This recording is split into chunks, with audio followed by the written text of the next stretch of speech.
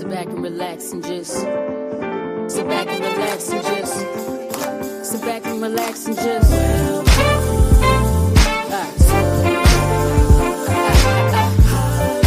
back and relax and just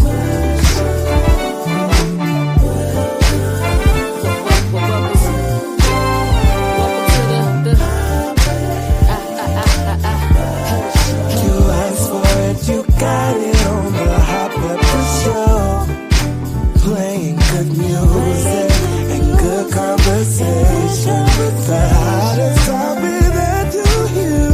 So let the music flow, resonate your soul, let it heal your soul.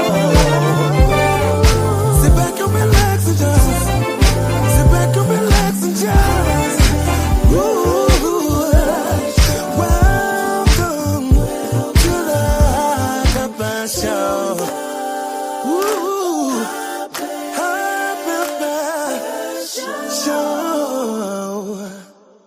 Hello, everyone. How you guys doing? Happy Monday. Happy Monday. Monday. Do. Do y'all remember that song? I always have a song for everything. I know. Song.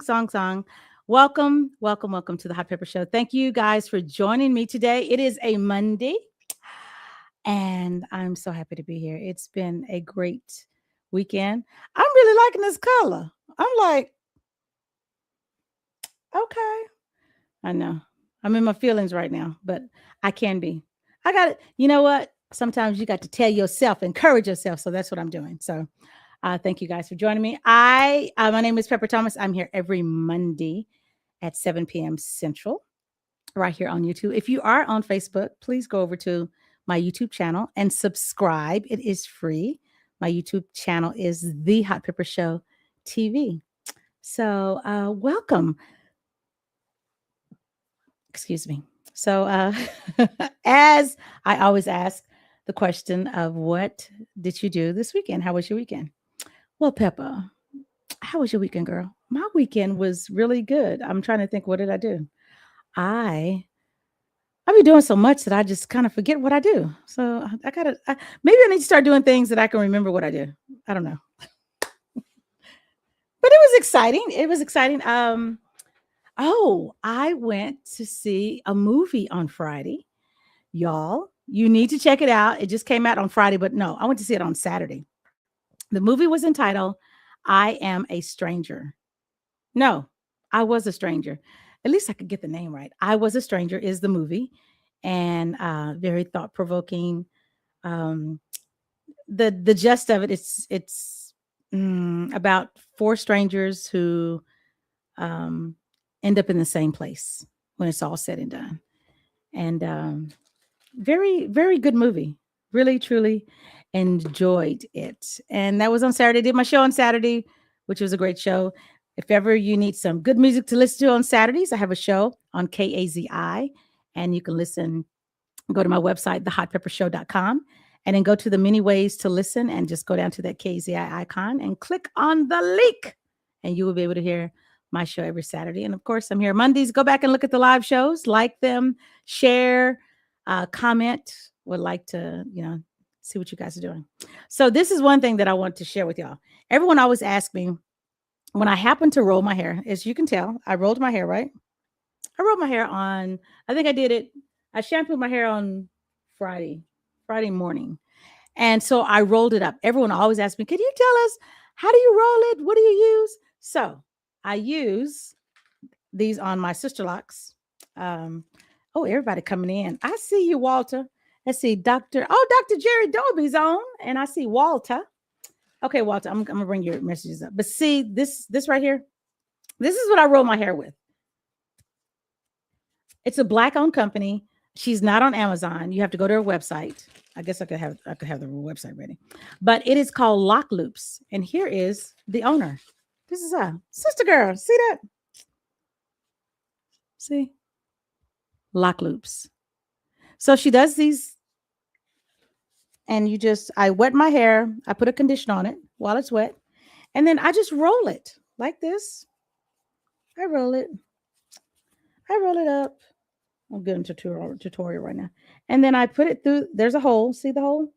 I put it through the hole. And then I just let it dry. So I have all of these. There's like, I think there's, I got 2 bags. So I think it's 20 in each bag. So just 40 in all.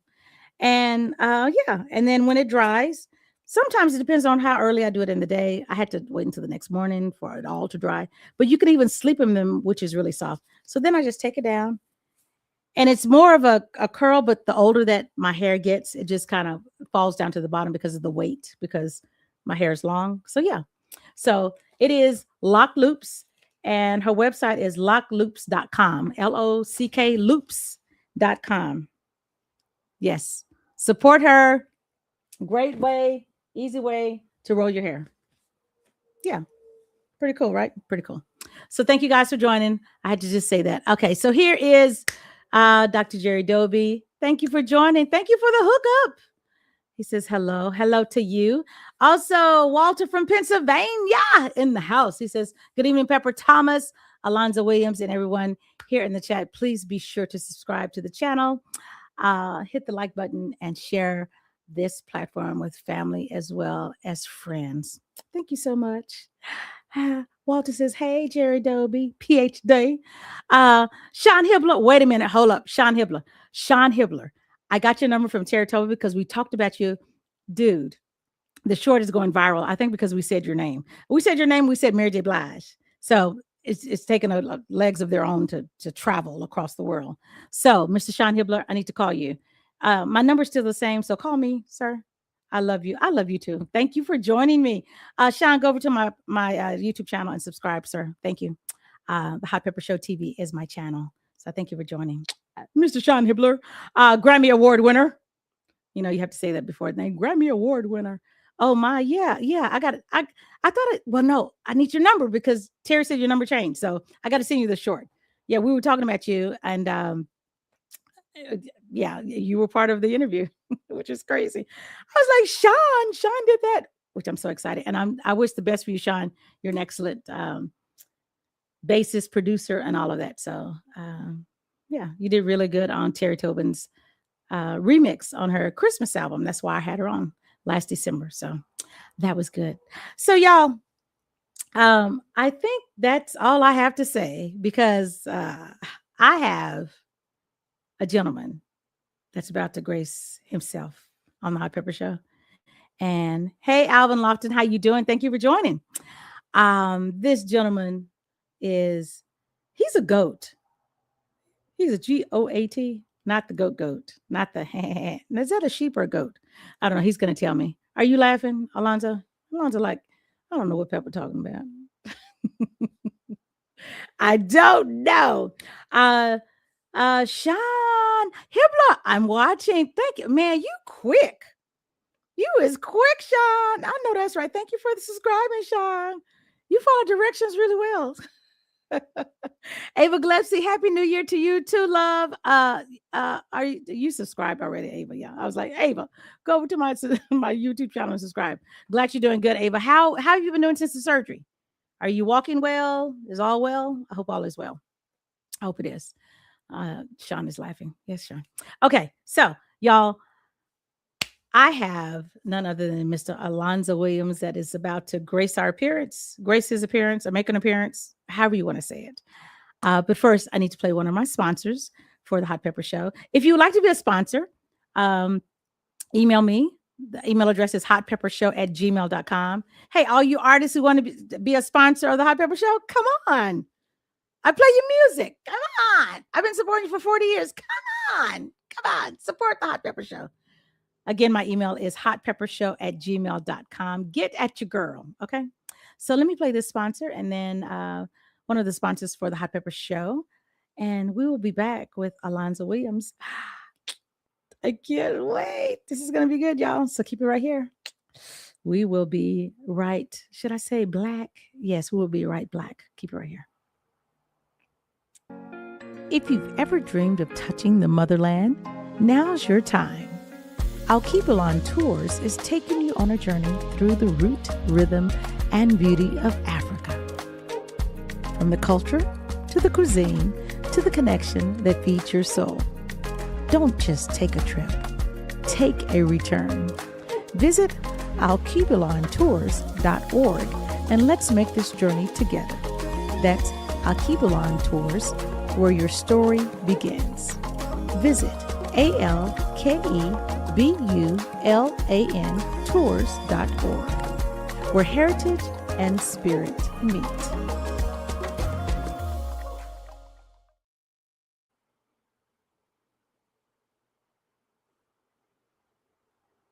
We call him Yella, he is the best. He rocks the house on the DMX. When he's on the beatbox, he cannot miss. So listen to the beat as he rocks like this.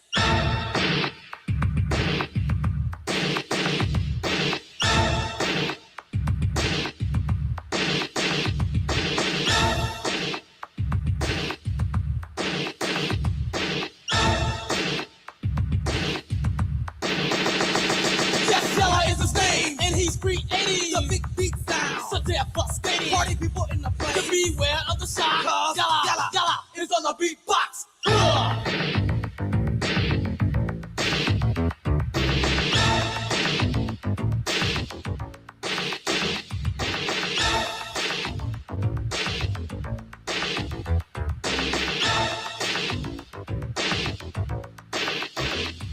To feel the beat, it's time for you to rock with the devastating wrecking. You got snare, hi-hat, and bass in your face. So come on, Yella boy, let's wreck this place.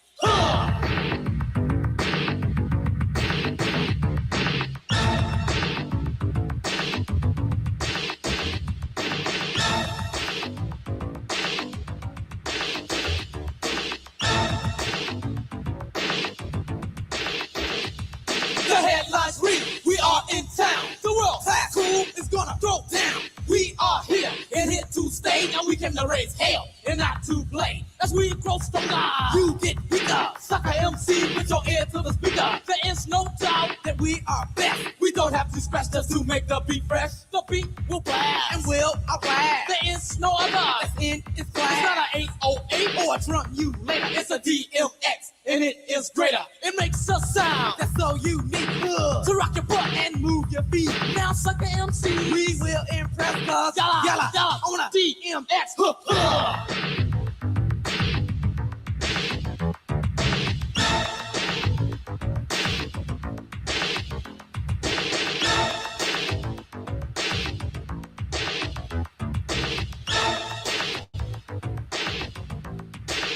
Breakdown.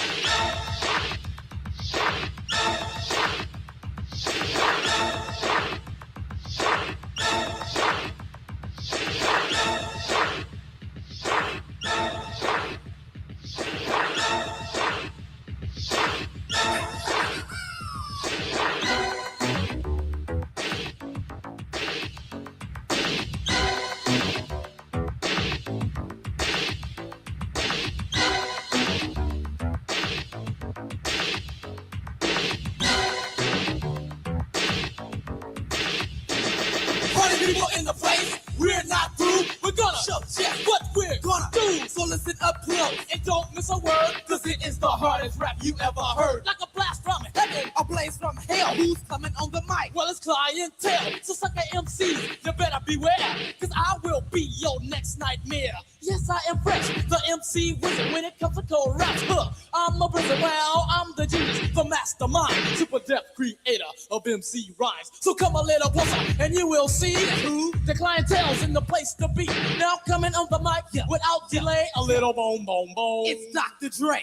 Woo! I'm the physician who's gonna start dishing all that things that you've been missing. If it's for answers.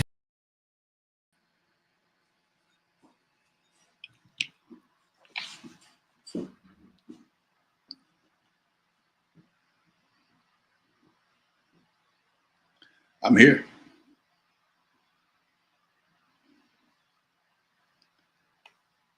Because he is the Bruce creator. You put us all together, you've got the best. While Yella rolls down on a DMX hook.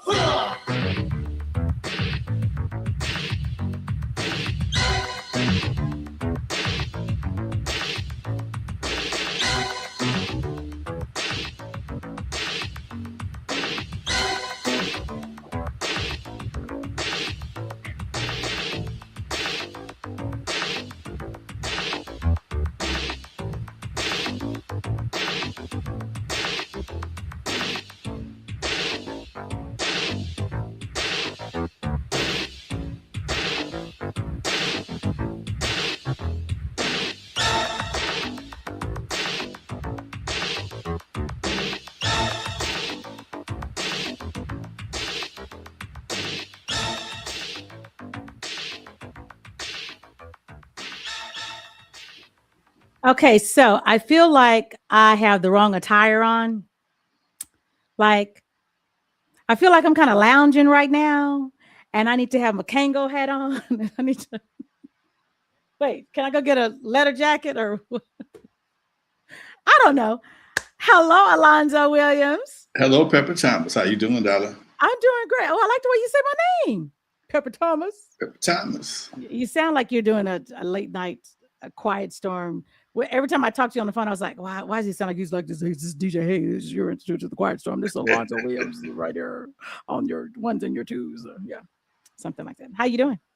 I'm doing cool. I can't complain at all. That is so good. Someone says, whoa, Pepper.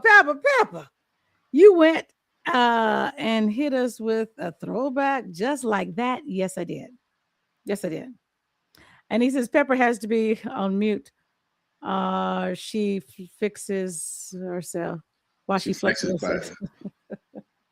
Monique Hay from Georgia, how you doing? Walter's from Pennsylvania. Walter says, don't forget your headphone chain, 2 pair here. Herringbone chain. Head to food. Did I say head to food chain? Yes. Yeah. So everyone, let me introduce Mr. Alonzo Williams to the Hot Pepper Show. Let's give him a hand clap right just like this. It's coming. Go on, give me the clap.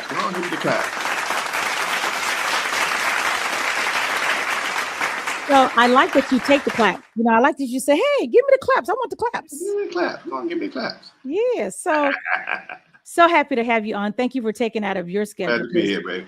You got a schedule. I have a schedule. You have a schedule. So tell everyone where you are originally from in case they don't know. Born and raised in the city of Compton. Wow. Been here all my life. I live in LA, which is technically for me, which is about 5 minutes from Compton. So I'm Compton adjacent at all times. So wow. Yeah. So just curious, when you were coming up, approximately how big was Compton? Compton is the city of Compton area-wise is only 10 square miles. When I was coming up, the population might have been about 67,000 people. It's now it's about 95,000, and it's grown. It's constantly growing. I mean, they have new housing developments. Yeah. In Compton, so it's constantly developing. It's slowly changing, and that's the part that some folks ain't ready for. So you're speaking of gentrification coming in. Not so. It all depends on what you call gentrification. Most people describe gentrification as when corporate America or non-black folks or white folks come into an area and take it over and make it unaffordable. Most of the people that's coming to Compton are Black and Latino folks. So is that really gentrification? I'm not sure. That still fits the description. Yeah, no, I don't think so. Upper middle class, because a lot of people in Compton. This is one of the things we discussed. I'm involved in politics of Compton quite a bit.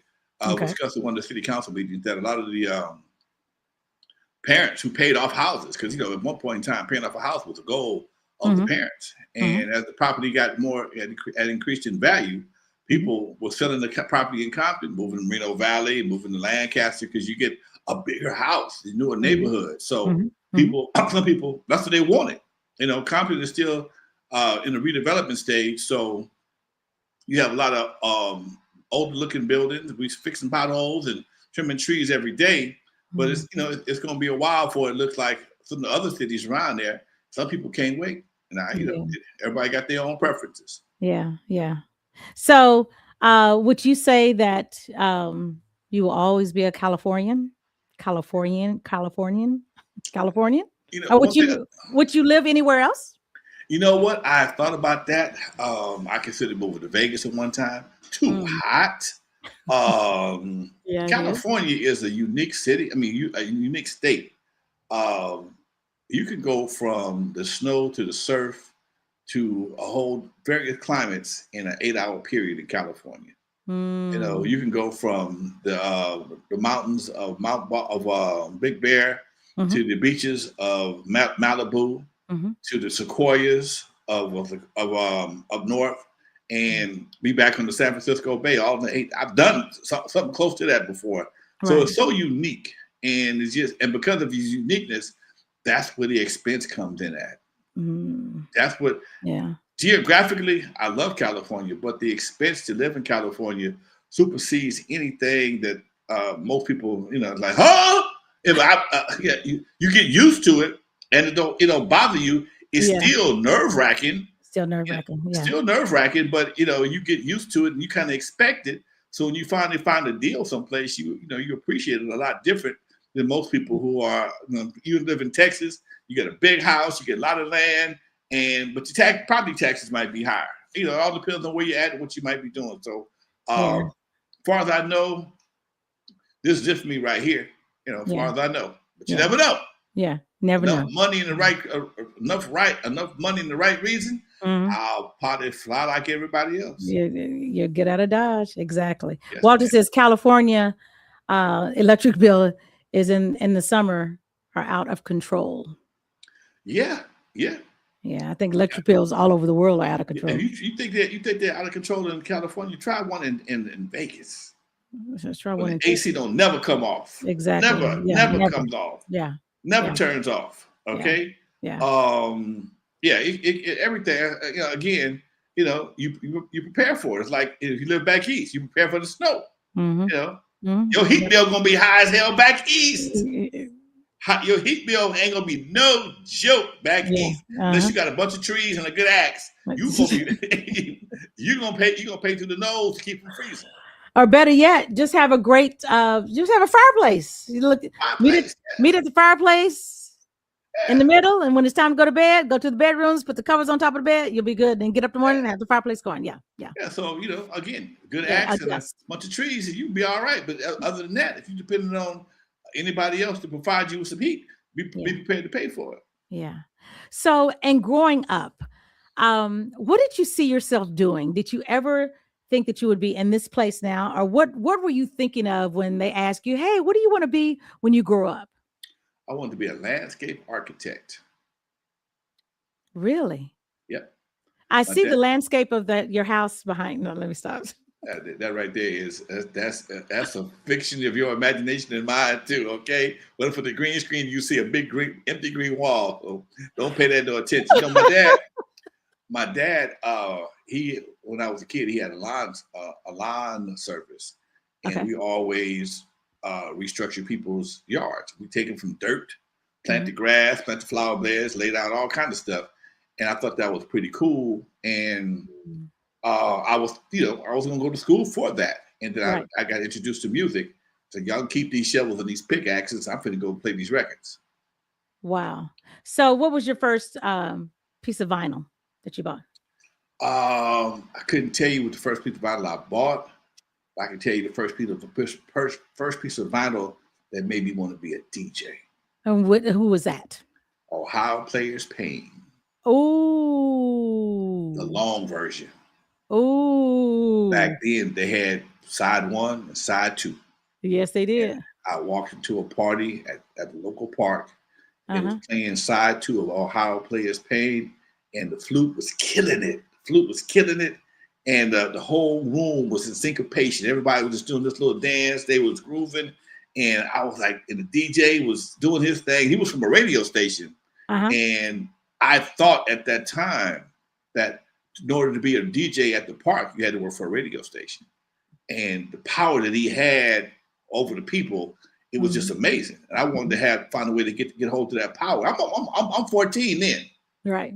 I'm just 14. Right. But by the time I got to high school, they started recruiting people to go to different colleges, different trade schools, and broadcast was a trade school I was able to attend. Nobody else filled anything else but me.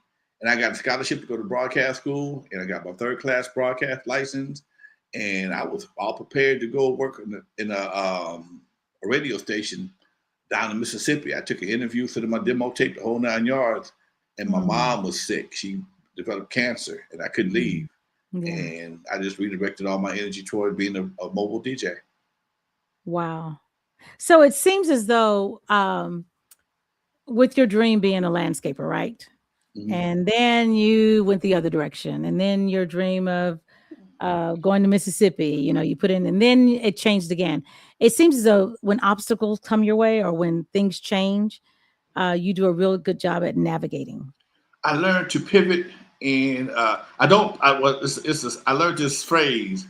I didn't do it. I didn't know it back then, but I learned it. I don't panic. I pivot. I like that. I don't panic. I pivot. So when you get an obstacle, you just find a way around it. That's all. Yeah. I got all these skills. I'm still a DJ. Yeah. Disco is jumping off big time in '76. So I need to find a way to put these skills to use. Yeah. Nobody else had done what I'd done locally, and disco parties were very popular. And I've always been hustle minded. I sell Pitbull puppies on Tuesdays, so it wasn't no problem for me to figure out a way to get some gigs. Y'all, the Pitbull, Alonzo just recruited me. So with the other 5 jobs that I have, I'm going to start working for Alonzo. He's teaching me how to become a Pitbull. I'm going to start braid hair, babysit, braid hair, sell Pitbull puppies on the side. Yeah, I'm going to do their toes too. Okay, see, got the cutest dogs, cutest pit bulls in the city. Okay, Pit Bulls by Pepper. Hey, what can I tell you? So being a natural born hustler, entrepreneurial spirit, whatever you want to call it, I was able to find a way to make it work for me. Buddy of mine's dad owned the print shop, and he would give me access to some of his orders. I would call people up and hey, how you doing? I see you got a wedding coming up. Yeah, you hired a DJ for any entertainment for your reception. Oh, we sure didn't, because DJs weren't even a big factor back then. Yeah. Have a DJ, have somebody that was a DJ. You're a DJ, yes. I'm a licensed DJ. Right, and that was my selling point. And they were like, what? Radio? Yes, Radio? Yes. Oh, yeah. How much you charge? $100. What? Come on by. I was picking up $100. I got to 125, 150. I was picking them up, shoot, 3 or 4 times a week. My job was looking real skinny. Wait a minute, I'm paying $450 on the weekend, but $160 on 5 days a week. I'm not a mathematician, but this is the math ain't mathing. Let me get more into this right here. So that's what I did. Wow. Amazing. Hey, Herb Middleton is on here. You know who Herb Middleton is? Why that name sound familiar? Herb Middleton produced for Total. He did the song with Total and Can't You See? Total and Notorious B.I.G. Okay. Produced for Mary J. Blige, the greatest of the greats. Yeah, Herb Middleton. Hey, Herb Middleton. Well, Herb Middleton. He likes that. He said that's hot when you said pivot, don't panic. Pivot, don't panic. Pivot, don't panic. Yes. Walter says, nice. That was a classic indeed. Yes. So this is interesting. You, even though you come over as an outward person, but I think there's also this introvert about you, because I think you can kind of go behind the scenes and make things happen. And then people find out about you after it happens and they go, who did that? And you're the guy. Alonzo did that. Well, you know what? I was born. I'm a baby boomer. Baby boomers, we were programmed differently. Mm-hmm. We were programmed to do what you do and go sit down and go do something else. Mm-hmm. Don't take pictures of it. Don't write about it. Just go do it. And let your body of work speak for itself. Mm-hmm. It wasn't about trying to impress people with being a club owner at 22. It wasn't about trying to.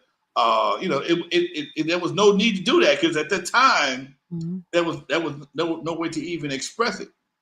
Mm-hmm. You Lonzo, you got a club, so right. It wasn't until later on all those facts became amazing. Yeah, 22, first DJ owned his own club. I was not hired by the owner. I was the owner. I paid everybody else.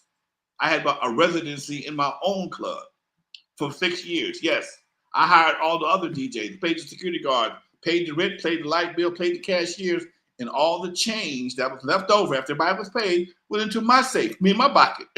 Wow. So I was never is minimized, and I think that's the other side of me that I find is really, really upsetting. Is that they've always tried to minimize my position. Yes, I discovered Dr. Dre. Yes, I signed Ice Cube to his first record deal. Yes, I put Eazy-E with Jerry Heller. But don't make me have to just be a friend of Eric Wright's, and he introduced Jerry. No. I did a whole lot before they was. While they were in junior high school, I was getting busy. You have to understand the mathematics. Yeah. Okay. I'm 8 years older than Dre and 12 years older than Cube. So at 22 years old, Cube was 10. Yeah. Why would he know about Eve After Dark? Yeah. Ain't no 10-year-olds up at Eve After Dark. Yeah. Okay. Dre was 14. He wouldn't come to Eve After Dark at 14 years old. So, and then if you go back even further, I started when I was 19, Alpine Village.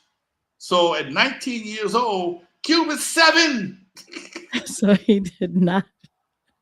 Dre's 11. Yeah. They don't know nothing about it. They know nothing about Alpine Village. They know nothing about Biltmore Hotel. They know nothing about the Queen Mary, all the events we did leading up to the Eve After Dark. They don't know about my hustle, playing for bar mitzvahs, playing for Russian parties. I'm doing the Russian dance. I'm playing the Jewish bar mitzvahs. They lined up with the beards and the hats. Because I was telling a friend of mine today, I stayed so busy because there were no other DJs. I had no competition. None. Wow. I'm playing Mexican music. I'm playing Jewish music. I'm playing Hawaiian music. I got pigs in the ground with an apple hanging out of his mouth. I'm doing all that. I'm the only black man in the room. I have seen the pigs. I have seen the pigs with the hanging out the mouth. Yeah. Apple hanging out his mouth and the palm trees covered him up and the smoke the whole 9 yards. Okay. I didn't play for doctors and nurses getting nasty when they get drunk. Okay. I love them. They get nasty when they get drunk. Okay. Some jokes they tell about cadavers and body parts and stuff. It's like, you guys are really cynical. It was really frightening to hear somebody in the medical field talk how they talk amongst themselves, and they using my microphone. So that part of the history of West Coast hip hop, not just Lonzo's story, for West Coast hip hop, I played a major role in that. But nobody don't know that because most of the people that's trying to tell the story, all they know is Dre, Eazy, Cube, Tupac, and Biggie. You know, and again, like I said, I just did what I do. I forget to take pictures. Right to this day, I forget to take pictures of some of the people I hang out with because I wasn't programmed to take pictures. I have to make myself take pictures. Yeah, take pictures because memories, they're precious. They are. So how did it feel? I didn't know this. You sent me something that I was checking out. Eve After Dark. When it was paid homage to you during the Super Bowl performance of Dr. Dre, Snoop Dogg, the whole West Coast team, how did that feel seeing Eve After Dark at the beginning of that show? I'm sitting there right now, as I think about that, I'm getting chills because it was amazing for me personally. Yeah. I was at the Super Bowl that day. I was at the Super Bowl. It was right there in Inglewood. And I've been trying to catch Dre all week. I knew I was going to be there. Hey, man, let's get an updated picture. I'm going to come by your suite. He wouldn't respond. Oh, wow. And that's not like him. And somebody would say something, hey, man, you know, I knew you was going to be there. I had no idea what was happening. Right. And at the Super Bowl that day, I actually had left the SoFi and went over to the YouTube Theater, which is in basically the same parking lot. I'm at the YouTube Theater, and I saw them bringing in the props for the Super Bowl halftime show, but everything was folded up, and you couldn't figure out what it was. Couldn't see nothing. It was just they rolling these big these white trailers in, and I'm like, okay, let me go get me a seat. And I was sitting there, and I was eating some barbecue potato chips. I got some barbecue sauce on my finger. And as the Super Bowl started and they panned out and I saw Eve After Dark, my mouth fell open and I was just totally blown away. Tears ran down my face like I was watching one of my kids being born. And I cussed Dre out. I said, "You mother, that's why you didn't call me back. That's why you didn't want me." And my phone started blowing up. Phone just started blowing up. Wow. And it was like, oh my God. But here's the crazy part. My reaction was great. But some of the people that I'm friends with were mad. They were highly pissed. They were like, "Dude, how can he do that and not call you?" I said, "No, you got to understand. It wasn't about me. It was about the element of surprise. And he didn't want nobody to know." Exactly. And when he dropped that Eve After Dark and the whole Compton thing, oh my God. The whole you could hear the city erupting, okay? It was like, oh, wow. And it's all it was, babe. That's what it was. Okay, so I want to show that part, right? So y'all, this is what he is talking about. I want y'all to see this, okay? Here we go. National Football League welcomes you to the Pepsi Super Bowl 56 halftime show. Off the streets of Compton.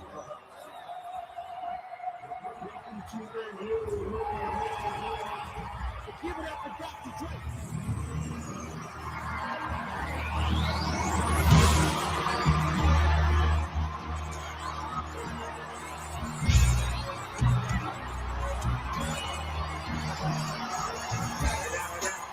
It's the one and only Digo Double G. Snoop Dogg. You know what happened with the D.R.E. Yeah. Y'all know what this is. So can y'all make some noise for my man Snoop Dogg? Come on, louder, y'all, louder. Top dog, bottom all, yeah, I'm burning it up. DPGC, go ahead and turn it on up. CPT, LBC, yeah, we hooking back up. And when they make this in the club, baby, you got to get up. Thug homie, drug homies, yeah, they giving it up. Low life, your life, boy, we giving it up. Taking chances while we dancing in the party for show. Slip my girl a 44 and she crept in the back door. These chickens looking at me strange, but you know I don't care. Step up in this mother, just to swing in my hair. Trick, good talk, and quick walk if you down with the shit. Take a bullet with some and take this up on this jet. Out of town, put it down for the father of rap. And if you happen to get cracked, shut your trap. Come back, get back, that's the part of success. If you believe in the S, you'll be relieving your stress.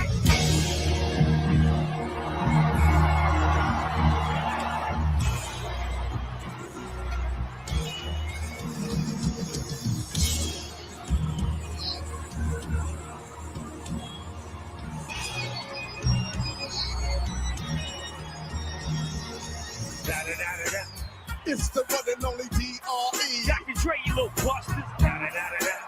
You know I'm riding with the D.O.G. West Coast, make some noise! Wow. Yeah.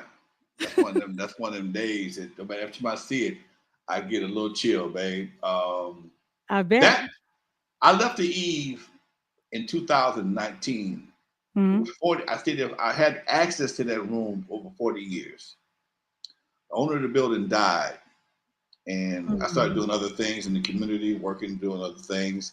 And after the Sun saw the Super Bowl, we decided to open the club back up. Really? And we've been in the process for the past 2 years to bring the Eve After Dark back, and we've gone through a lot of stuff because with family stuff, no man died, probate and all, wills and whatever the case may be. Right. But it looks like this year should be the year for us to open it back up. We're going to turn it into a event center / like a museum where people can come in and see some of my memorabilia. I have tons of memorabilia. And so, yeah, that is the plan for the Eve After Dark. And this is going to be part of a tour that we're putting together for Compton and other parts, just other hip hop related spot locations. And this, Eve After Dark will probably be one of the mainstays on that, as well as being open again and provide the place of entertainment for grown folks. That is great. Y'all heard it right here on the Hot Pepper Show. That is, so I'm gonna have to make my way to Cali. Come on. And be like, I gotta go to Eve After Dark. So what we talked about earlier, all that is a part of what we're doing right now. So it's a long process. Yeah. And it's fun for me because I get to relive it. Yeah. And it's real hard for somebody to tell me what to do because you wasn't there. Exactly. You don't know. Yeah. You don't know. So Yeah. I have very little resistance from the city, from the county, or Compton in what I want to do because everybody's preparing something for the Olympics. Right. Well, I want to play the song that everyone knows from the World Class Wreckin Cru. Okay, question. Who came up with the name? What, the group? Yes. The group, actually, my original name for my company in the disco era was called Disco Construction. Okay. It was named after the group Brass Construction. I love Brass Construction. The boys used to be banging. Yes, I Y'all remember know about that right there. You got to be at least 60 plus to know what I'm talking about. Okay, I know what you're talking about. I know Brass Construction. Yes, I still got the vinyl. And then I was doing my mobile parties, my mobile DJ. DJ business name was Disco Construction. Okay. We go out there and build you a party anywhere, backyard, don't make no difference. And then one of my buddies saw my guys. I had two guys I always carried with me that were roadies that helped me carry my equipment because stuff back then was very heavy. He said, if you Disco Construction, who are they? The Wreckin Cru. I said, I like that. I like that. Yeah. And we kind of adopted the name Wreckin Cru. And then when we started making records under the name Wreckin Cru, we found out there's a group out of Detroit called the Wreckin Cru. So you had to change it. Yeah. They made all the records for made a lot of records. They were a house band for a record company and they very popular. So they sent us a cease and desist order. And this was like 84. And I talked to my lawyer and I said, hey man, we already the Wreckin Cru. If we changed it and add some other, made it a little bit more, diversified, can we keep the name Wreckin Cru? And what you got? I said, because of the Olympics, you kept hearing the term world class swimmer, world class runner. Right. So I said, we're gonna throw the world class on there. We're gonna mess up the spelling, kick off the G, and spell it CRU. No problem. That's how you got world class. That's how you got it. Oh wow. Pretty cool. Everyone, this is Alonzo. His name is the Godfather of Compton. The look. I'm just looking. Alonzo like, okay. Everyone, I'm going to play the song. I have a question before the song. Go for it. No, I'll ask the question after the song because then it'll go with the question. The song has to go with the question. So everyone, let me bring this up right quick. Let me share this screen so we can get this song to going. So we can start right here. Okay. So everyone, here's a song that everyone knows and remembers them by that got you guys on the map. Because this was not the first single that the world heard of you guys. So this came later. And then when this hit, everyone was like, oh yes. This is it, y'all. Here it is, right here on the Hot Pepper Show.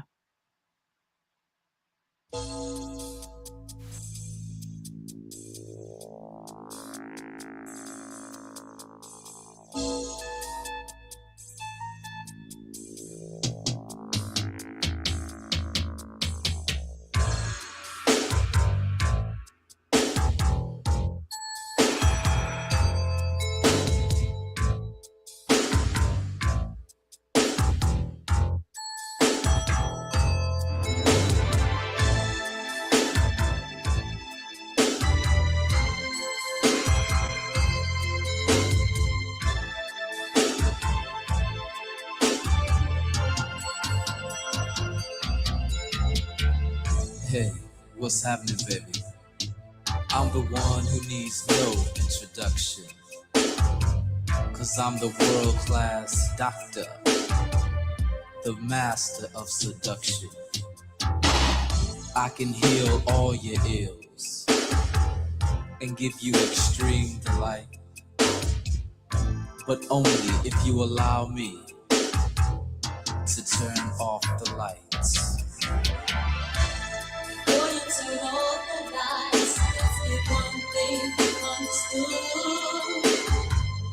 If you got to make love to me, you got to do it good.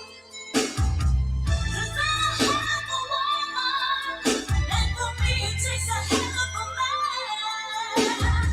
So don't you dare turn off the lights, unless this you understand. Yes, my name is Shakespeare, a world-class poet. So kick back and relax yourself, baby. Let me pour you a glass of Moet. Darkness will be your blessing as I bring you extreme delight. But first, you must allow me, Shakespeare, to turn off the lights. Click. Before you turn off the lights, let's get one thing understood. If you got to make love to me, you got to do it good. 'Cause I'm a hell of a woman, and for me it takes a hell of a man. So don't you dare turn on the lights, unless this you understand. Don't turn on the lights, unless you let me ride. You hear what I'm saying? 'Cause boy, I'm not playing. Don't turn on the light unless you let me stay. And of course, I'm DJ Yella, the mixologist of the crew. And I would just love to mix bodies with you. Your lips, I would kiss. Mwah.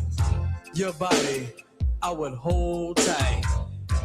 But only if you allow me, check this out, to turn off the lights. Before you turn off the lights, let's get one thing understood. If you got to make love to me, you've got to do it good. 'Cause I'm a hell of a woman, and for me it takes a hell of a man. So don't you dare turn on the lights, unless this you understand. Like a male exotic dancer for you, I dance with nothing but a G-string on my hip. Your kiss and touch, I'd slowly collect, for they be my tip. As parts of your body, I'd slowly kiss, and others I'd gently bite. But first, you must allow me, Lonzo, to turn off all the lights.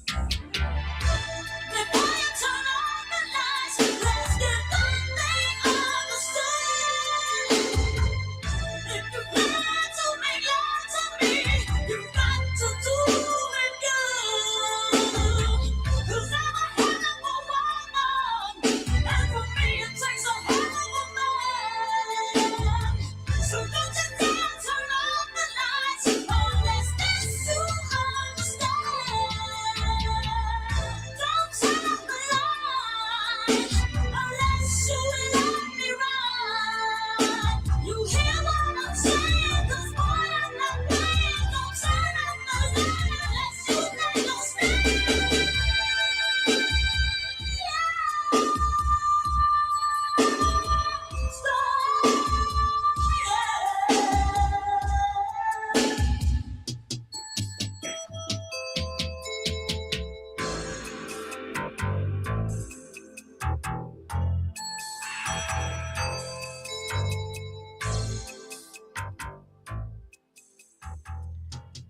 Wow. That is a classic. That was when I was in college.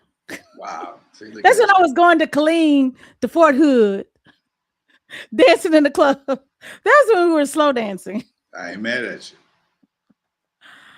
Wow. So when you hear that, what does that take you back to? Like, how are you feeling at that time when that song was released?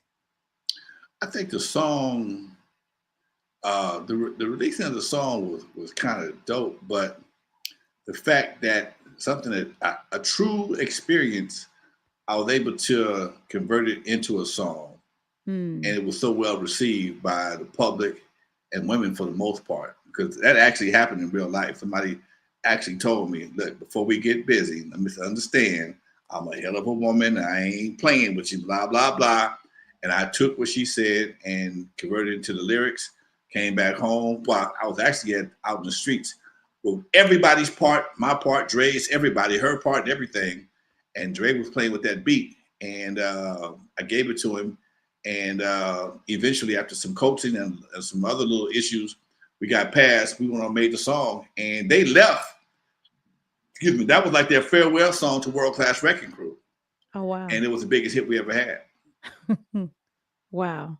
So who chose Miss Chalet?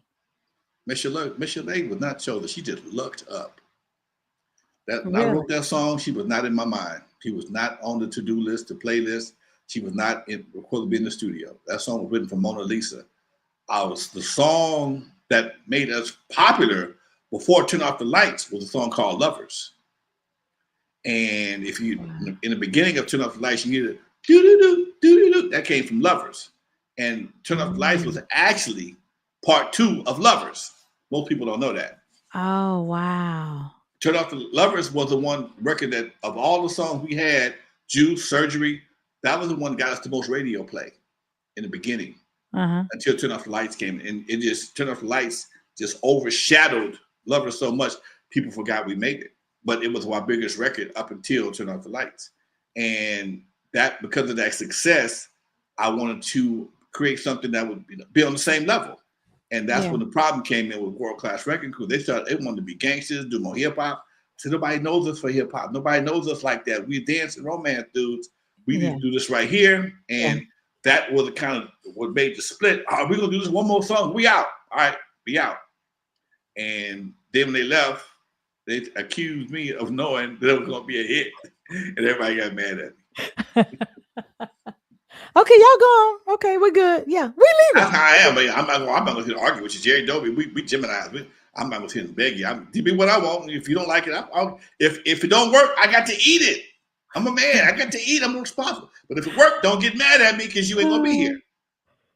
Okay, Dr. Jerry Dobie, thank you for this introduction. He ain't arguing. He ain't arguing, no. We're going to debate a little bit, and after a while, we're going to move on. Okay? But I will tell you, Them Geminis. I told you so. Okay, anyway. I'm petty on that one. I'm going to get you on. I told you. I can get a little petty on that one. And the Scorpio in me says, hey. Well, we ain't gonna say what you said about the Scorpios. Okay. So okay. If Eve After Dark was open right now, let's say if you had the club open, or let's say if you started Eve After Dark right now at the age that you are now, what would the ambiance be for you? It would be a club that brought back the vibe of true parties. People don't party no more. No, they don't. Young people don't know what a party is. They have no idea what a party is. They don't. They leave a party drunk and they'll even be sweating. If you don't leave the party sweating, at least your armpits, you ain't had a good time. You know, and at our age, if you don't need a Bengay bath the next day or some Advil, you ain't had a good time. You had a good time. If you come to my club on Saturday and still go to church on Sunday, you can have a good time. So I still DJ from time to time. I still spin. I still know the formula to make a great party. What? I still know the formula for making a great party. And it's something that most youngsters will ignore. They'll watch me do it 1,000 times and admire what I did and go right back to doing what they're doing. Most of them don't get it. Most of them, music is emotional.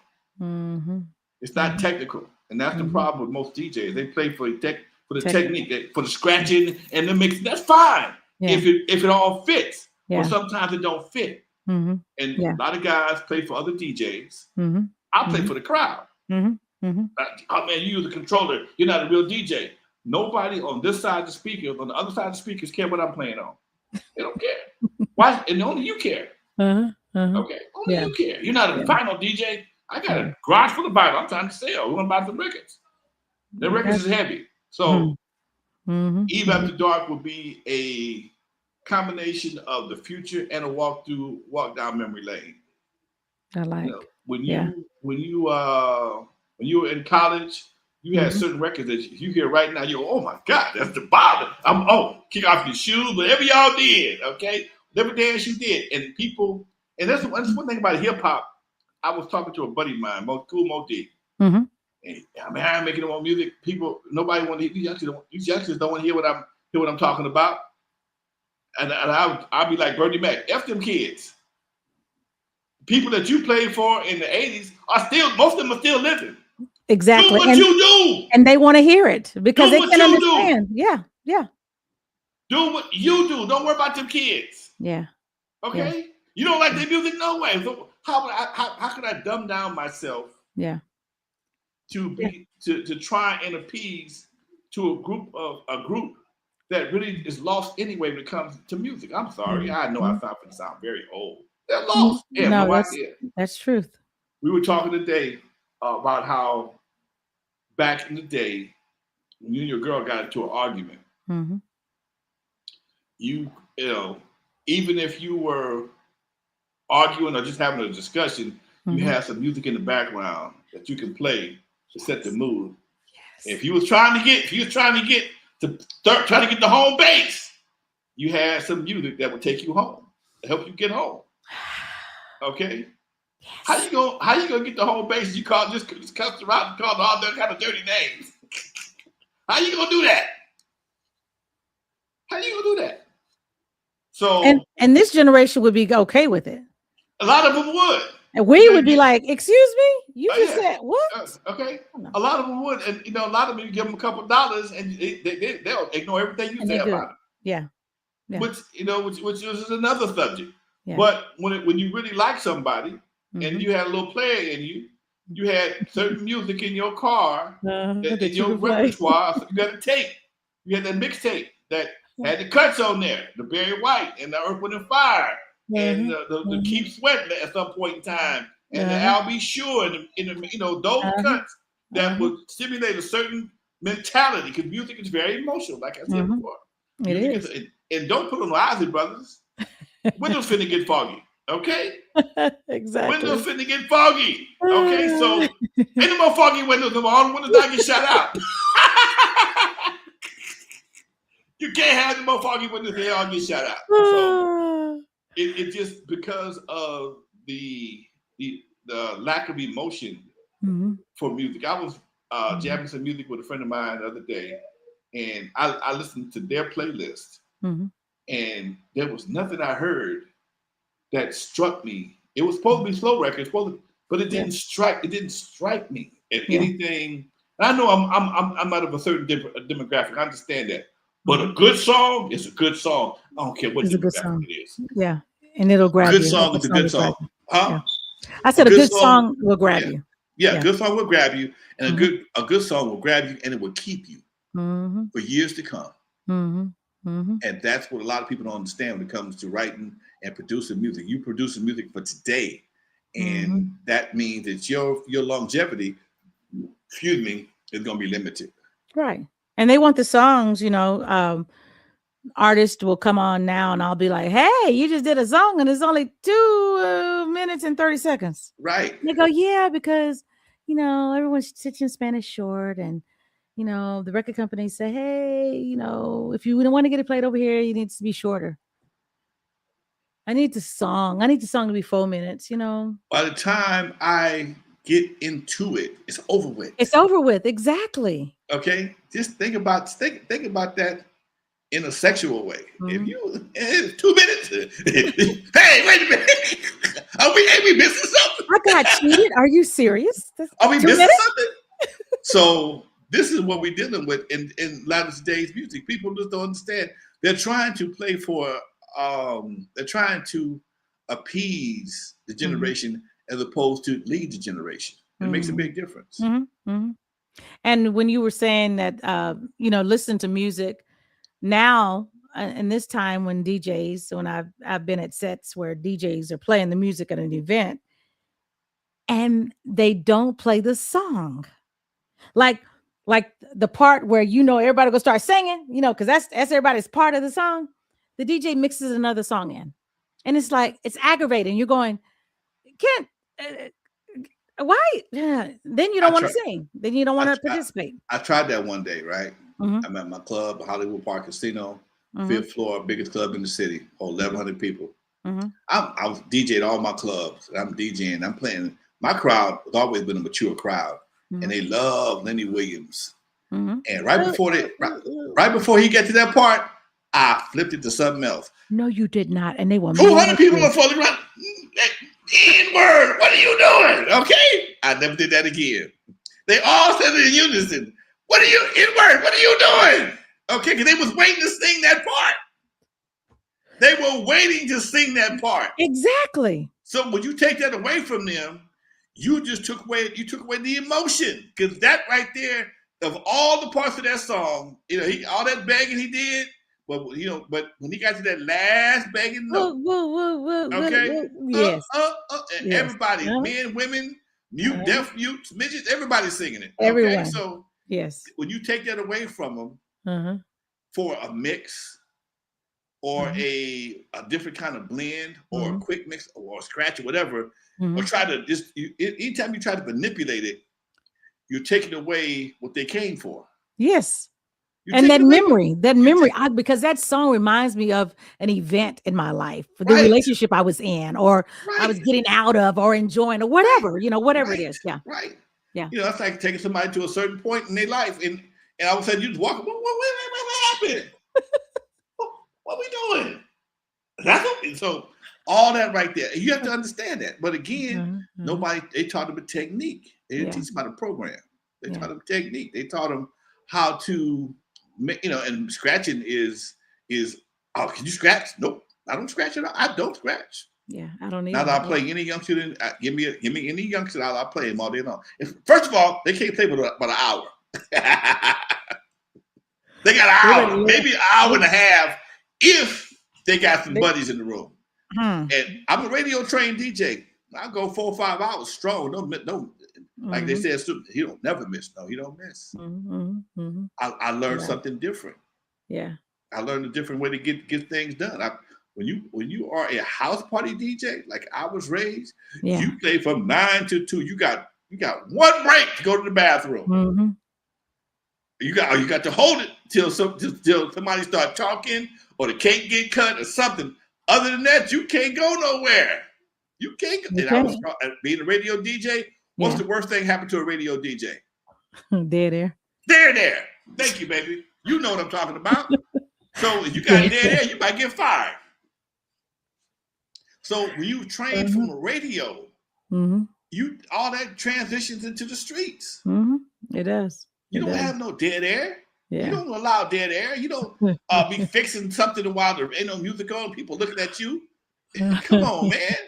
I had a dude one time played in my club, and homeboy playing from a tablet. Now I played from a tablet before because I had to. It was a last minute thing. So man, I got a Bluetooth. Can you got an aux card? Yeah, I played for a little while.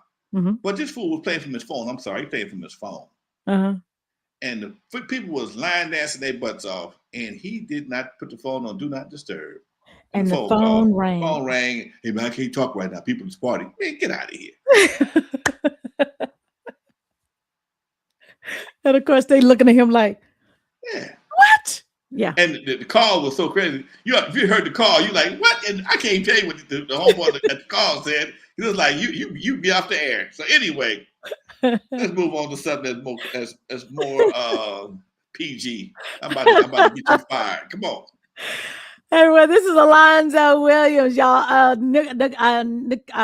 Nicole. Monique says, nice to meet you, Alonzo. Thank you, Monique. How you doing today, darling? She says, in college at my school in Alabama, DJ Smurf was that dude. I remember when him and his crew came from Atlanta to the school. Yeah, it brings back memories. When you have that favorite DJ or, whatever the music is. He's still doing his thing. Mr. Coley Park. Okay, cool. Okay. DJ is one of them jobs you don't really retire from. Well, I kind of did. I kind of retired from mobile DJing, but yeah, you don't retire. I can understand. I can understand that because equipment can get heavy. Okay, I had quit back in after I had the Eve. Mm-hmm. I quit during the late 80s. I did the record with some tours, and I wasn't doing a bunch. I was still doing gigs. I hurt my back because I'm still carrying turntables and speakers and a bunch of records and stuff. I hurt my back. Yeah. Ooh. And because most people don't understand that doing a mobile party with back in the day with 1200s and BGW amplifiers and Silver Vegas speakers and 10, 12 crates of records was like moving a 1-bedroom apartment 4 times in one night. And you had to have a van. All this pulling up with a backpack and a laptop, no. You had to have a truck. You did. Because it was no joke. And it wasn't until CDs got popular that I reformatted. Oh. I thought I'd turn this thing off. Well, I'm so glad that you wasn't DJing. Yeah, see, I thought I turned it off. I could have sworn I put on Do Not Disturb. It is on Do Not Disturb. Oh, they're on your favorites list. That's why they got through. That's probably why they got through. You're absolutely correct. That's why they got through. That's why they got through. Taking them off my favorites list because you just messed up. Anyway, when CDs got popular, I went to a party and a guy was DJing with two Walkmans, and I said I'm back, and that's when I started DJing again. Yeah. And then now that controllers have gotten a lot lighter, and I have power speakers, and I don't have to have a big old van no more. I throw everything back in my little Cadillac, and I'm good. So, and the money's even better for me. So, yeah.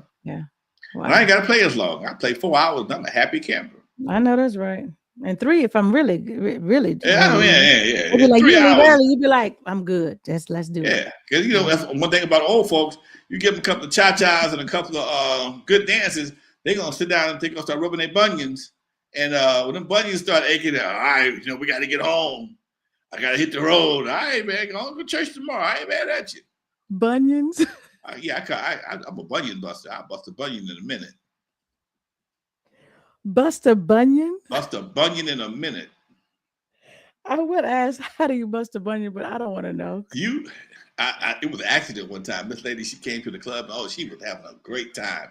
And it was for the 40th, 50th class reunion or something like that. And they came in swinging. Oh, they came in hot as fish grease.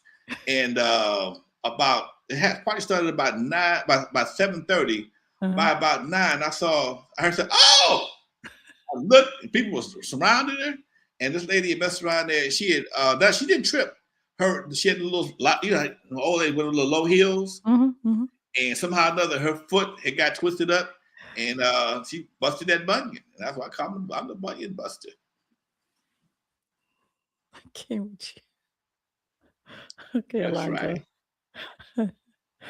I will look at feet differently now. You see a lot of feet. You see the bunions. You got bunions. Let me call Alonzo. I'm gonna be calling you going Alonzo. You see them toes be busting U-turns.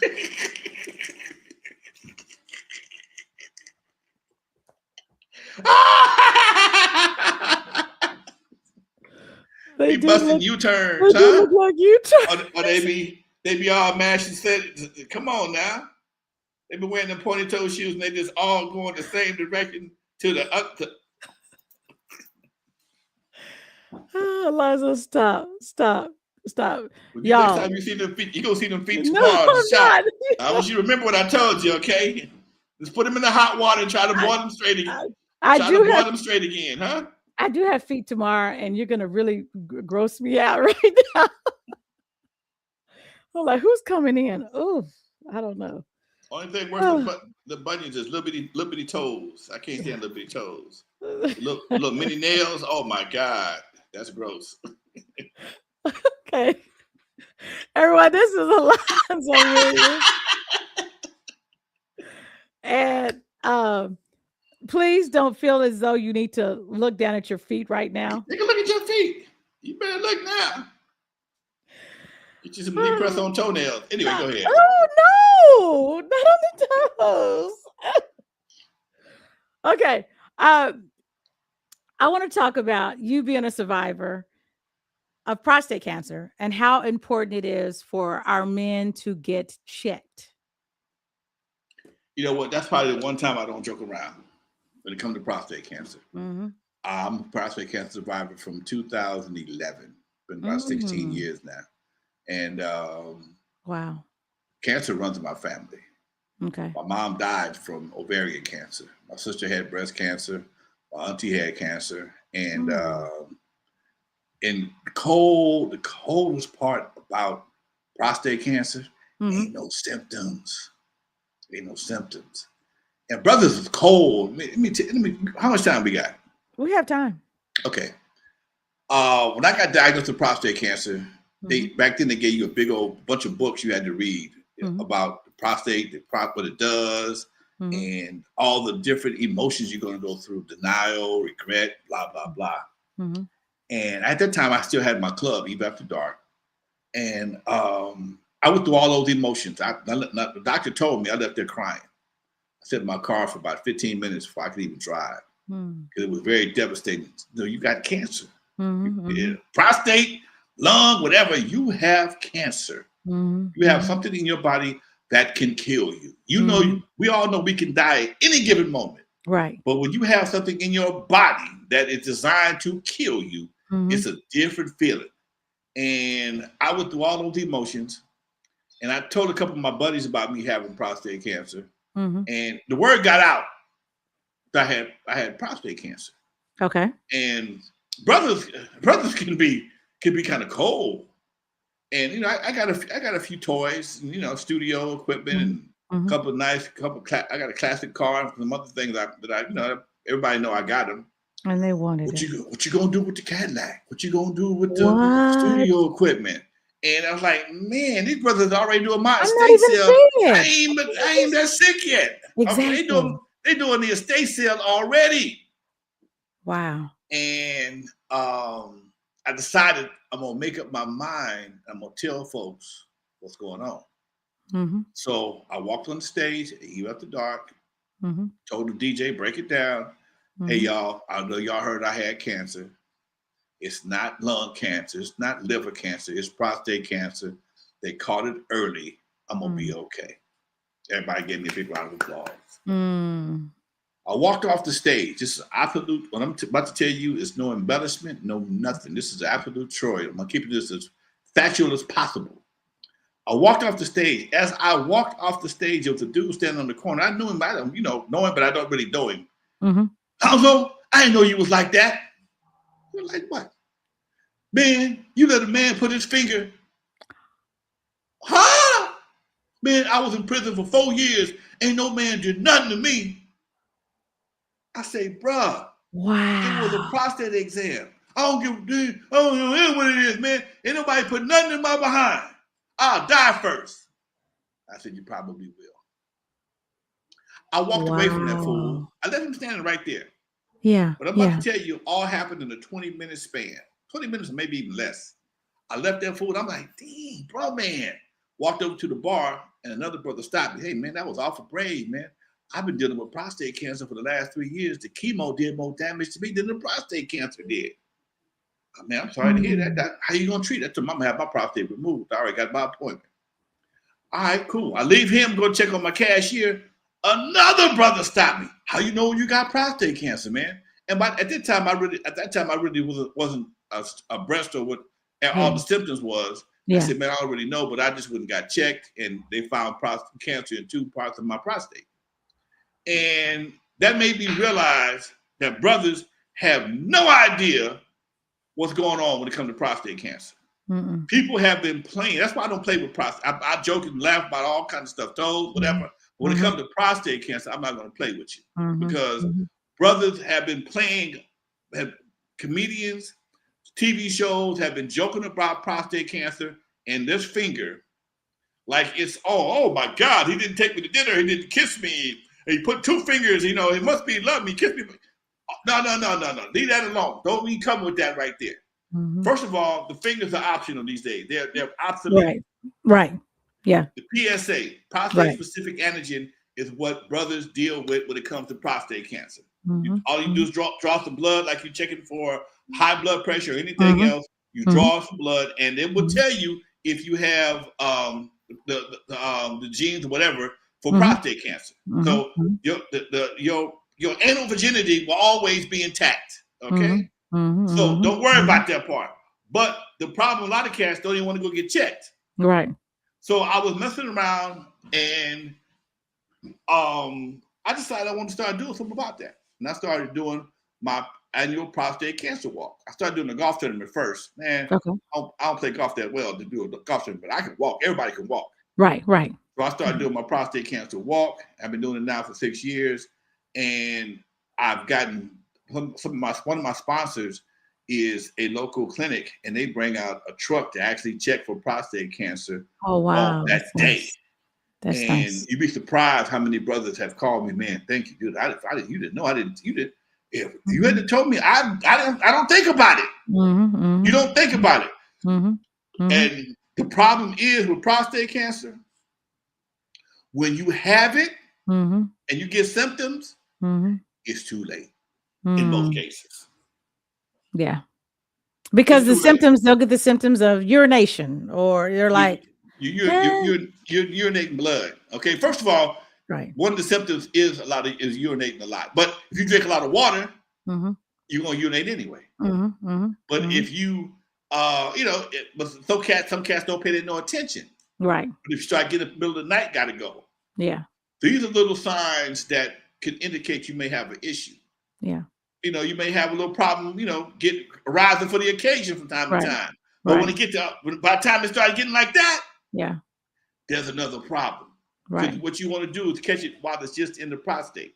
The prostate, the bladder, the kidneys, all of them, they hang out in the same basic area. Okay, they all pretty much connected. They touch each other, and if one gets sick, the other one's gonna get sick, and that's when the problems start. Yeah. One of the most heart-wrenching stories I've ever heard in my life.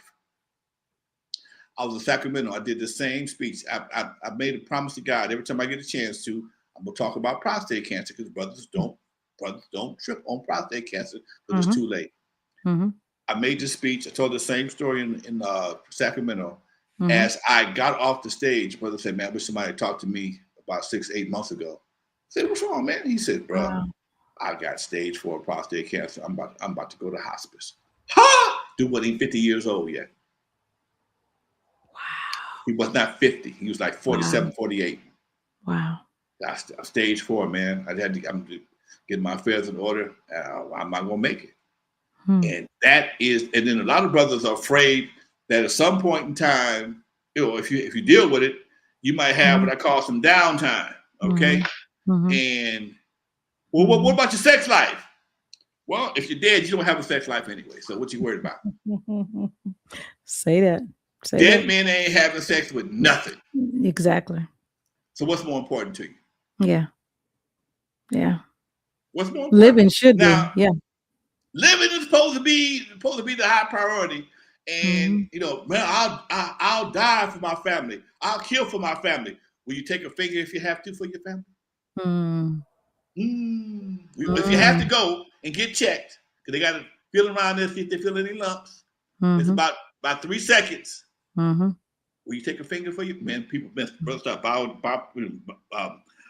looking at the ground, looking at their shoelaces. That's what I mean. You ain't serious about this, man. You ain't serious. Yeah. So all this being said, I've been blessed. My mom died from prostate cancer when I was 19. One of the most helpless times in my life.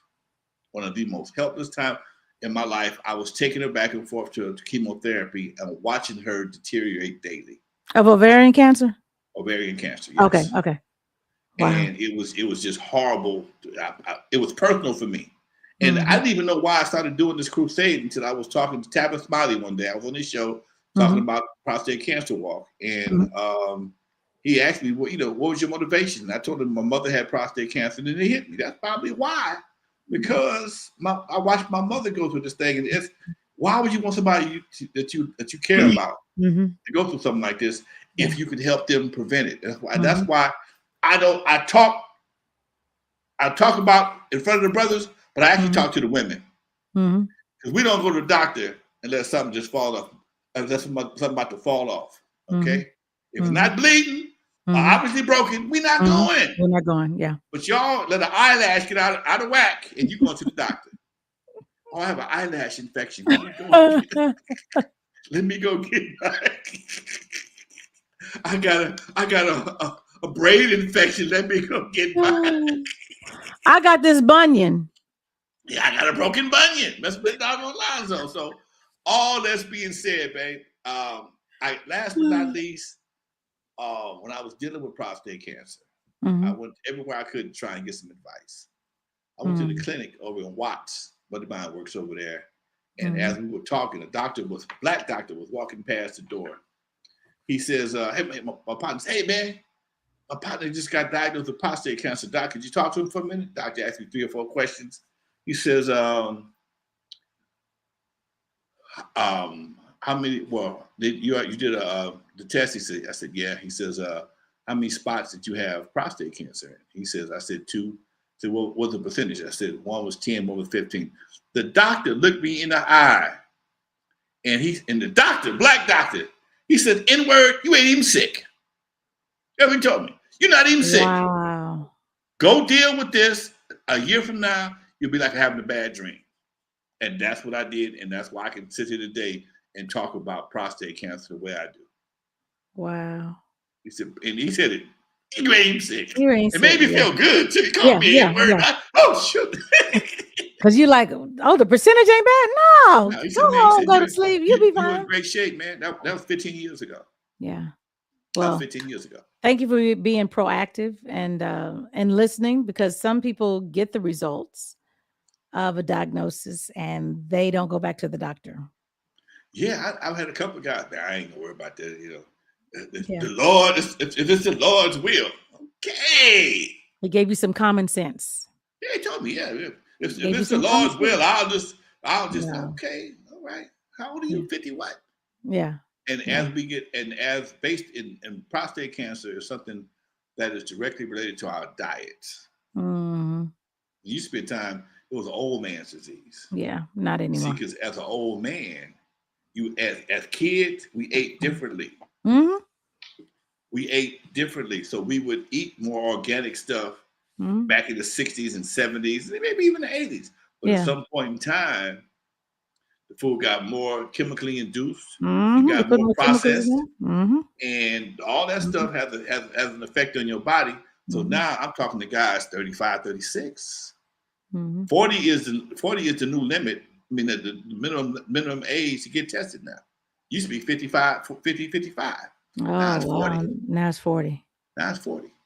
Yeah. So yeah, folks, please don't let them jokes, don't let them none of that stuff deter you from going to get checked.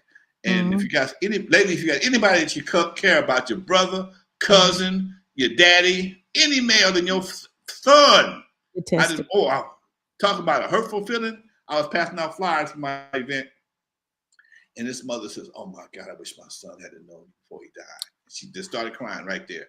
It's I passing out flyers, and it was a group of brothers at the car show, older dudes. There was about 25 of them there. Out of 25 of them brothers, 5 of them had already had their prostates dealt with another 3 or 4 knowing somebody to take a flyer, recommend, because I know they dealing with it. It's that common. Yeah. It's that common. So yes, folks. And I think prostate is like colon, it's one of the diseases, one of the cancer diseases that early detection, it's like so simple. Like early detection with prostate and colon is like. That's it. That's all you gotta do. Yeah. And colon, all you gotta do is go get. I had a buddy of mine. I posted on my Facebook page. I had prostate cancer. He went to go check his prostate, found out he had colon cancer. Found out he had colon cancer. Wow. Okay.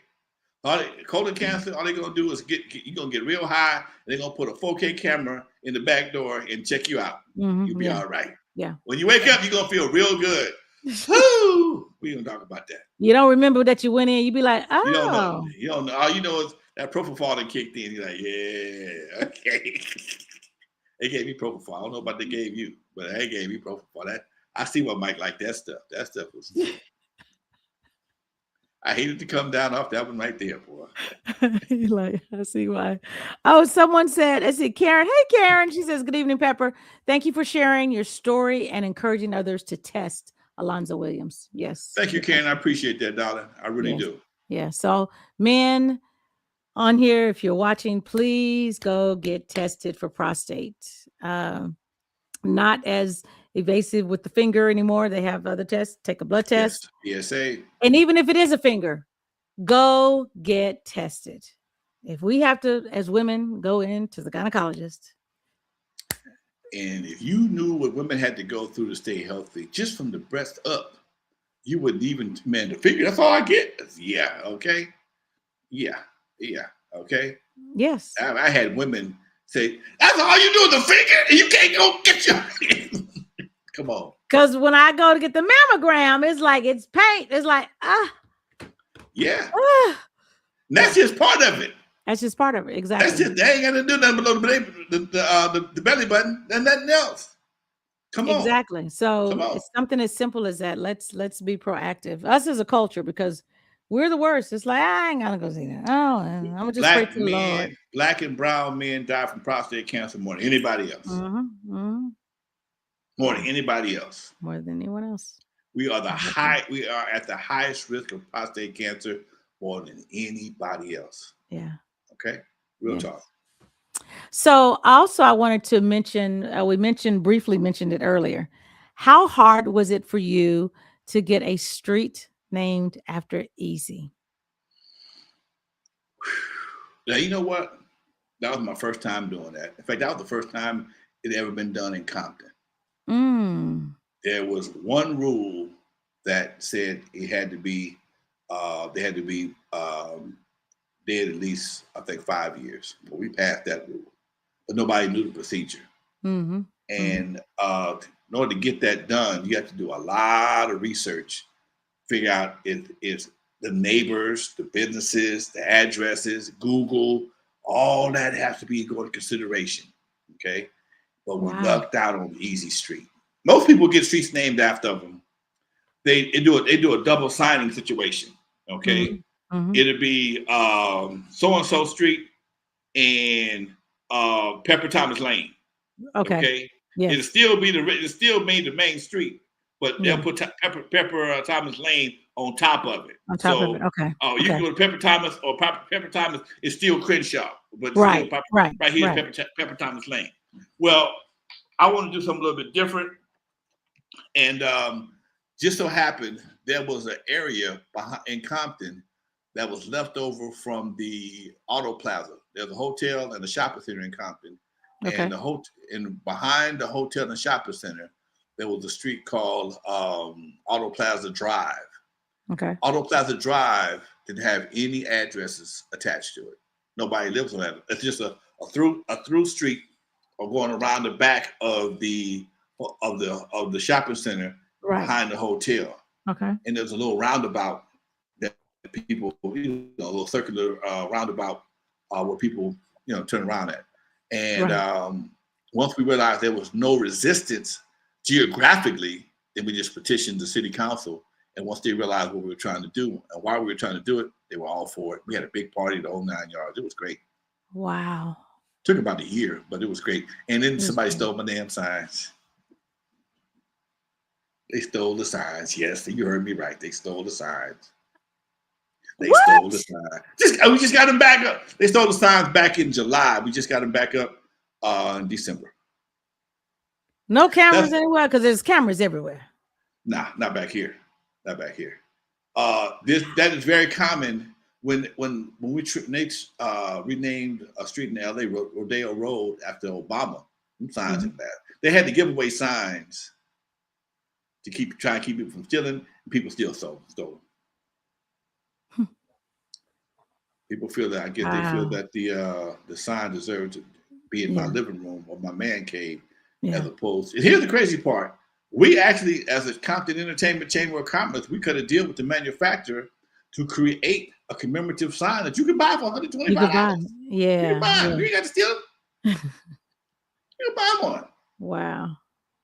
We tell you with the manufacturer. All you gotta do is give us the deposit and the order, and we'll get you a sign. Yeah.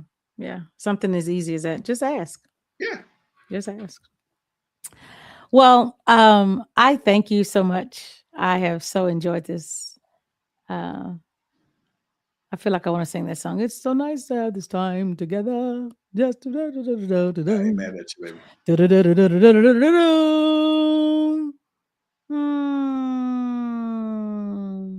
Yes. Okay.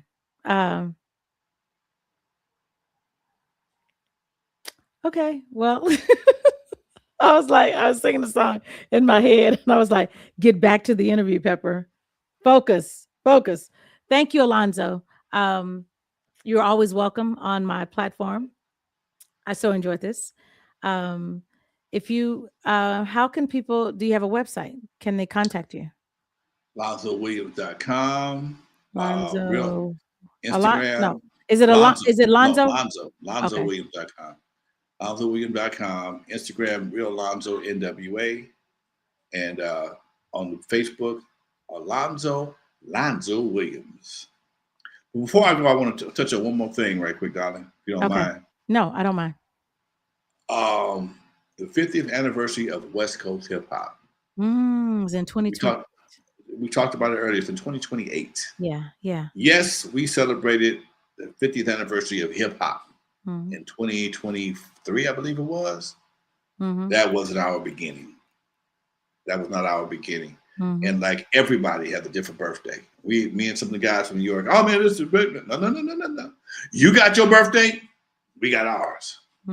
Ours is June of 1978.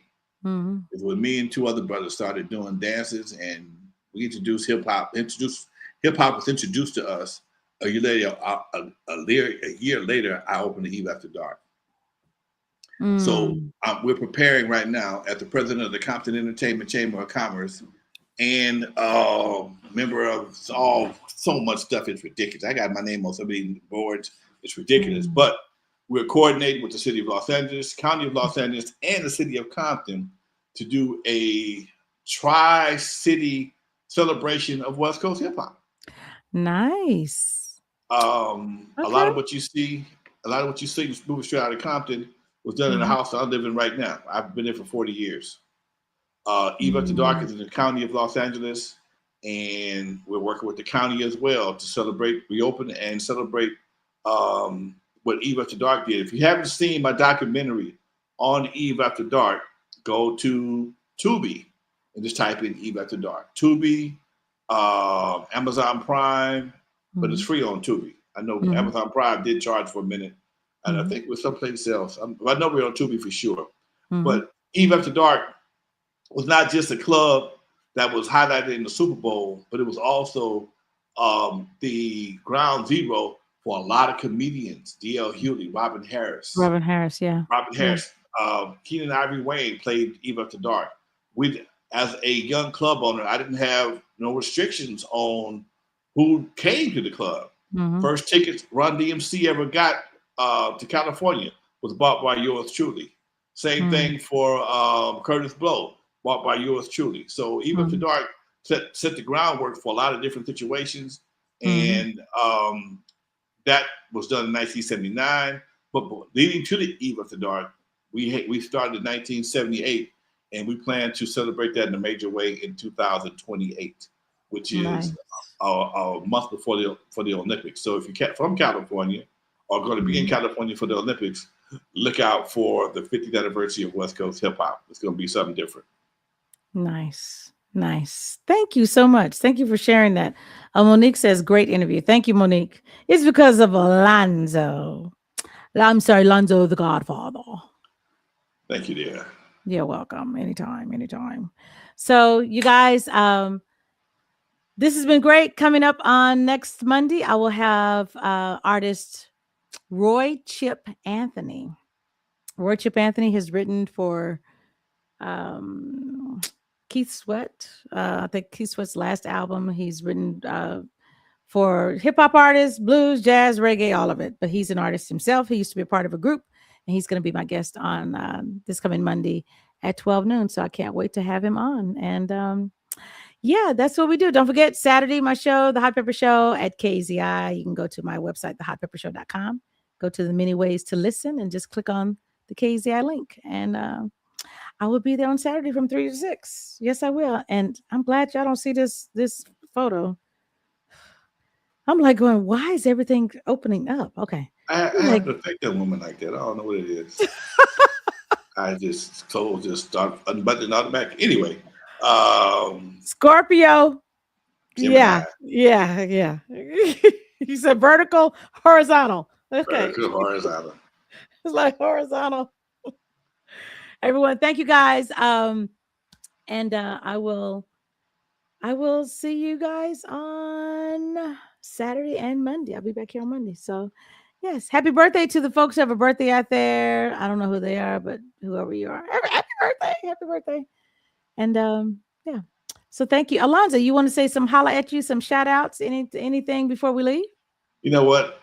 I know. I want to shout out to my son in the hospital. He's getting better. My oldest son contracted double pneumonia. He's an EMT, and he's been in the hospital for over a week. I told him today off the ventilator, looking much better. He still got a little ways to go.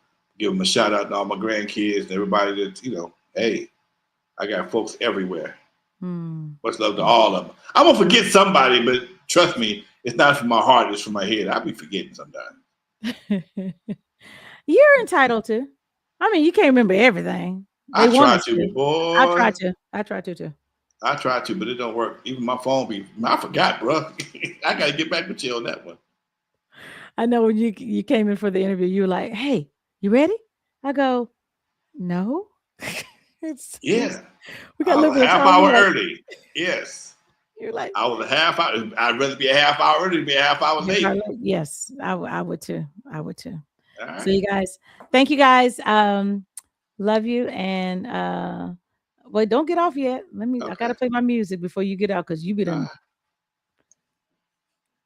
Be like, I gotta get off. So everyone, thank you guys. And here's my outro. Sit back and relax and just sit back and relax and just sit back and relax and just